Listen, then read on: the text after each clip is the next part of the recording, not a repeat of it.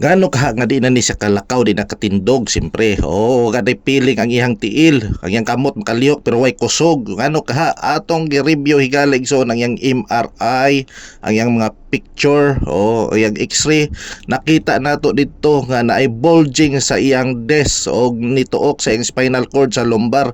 So mo ni siya ang gitawag stenosis. Wa nay feeling bisag unsaon na nimog massage, hilot or pislit ya di na nabatiog sakit. So inga ana siya igalig so no, na piko na iyang lumbar spine sa likod unya sa ibabaw pag yun ni ana siyang thoracic na pag yun scoliosis. So daghan na siyang naatuan, na digos, na bukidnon og mga albularyo, di na mo sukol sa iyang gibati og sa hospital gusto pong operahan pero kay nanimpalad nga makalakaw og balik. So ato siyang giadto diri unya nakita gigamitan nato atong pointed object para ma-determine kung nanabay feeling ang iyang tiil. So karon na anay feeling ang iyang tiil, ang iyang kamot, nanay feeling kaya ato mag-major adjustment ang iyang backbone sa lumbar o sa scoliosis karon ayos na unya. Siyempre kapoy na siguro og kuan wheelchair dayon-dayongan at least nga nanay feeling ang iyang lawas di pares kani adto no.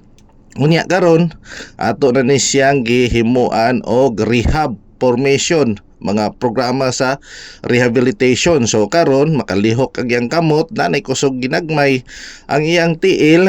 So nanay feeling atong igamitan og acupuncture, rehab na ni siya, rehabilitation na ni siya nga seksyon. So face di ay sa iyang sitwasyon. So makalihok na iyang tiil unya na siya, nalipay na siya kay kani ato di gyud malihok. So karon malihok na niya. Unya lastly ato siyang gitistingan kung may kusog na ba ang iyang kamot. Okay, atong paminaw. May kusog na iyang tiil, may kusog na ang iyang kamot atong gitistingan. So naani siya. Ayan, may kusog na siya. Okay, tiil be, check. Atong gi-check ang iyang tiil na gyud kusog, presence na gyud kaayo ang kusog. Okay. Lastly ato siyang gitistingan pagpatindog, pagpalakaw, makalakaw na siya, okay na siya. O gagatong may mga parehas kahimtang nga dilian na sa mga albularyo, mga manghihilot o uban pang patambalanan, diri na kamo sa Jinsan Chiropractic and Bone Setter Clinic. Welcome ka Jinsan. God bless you all.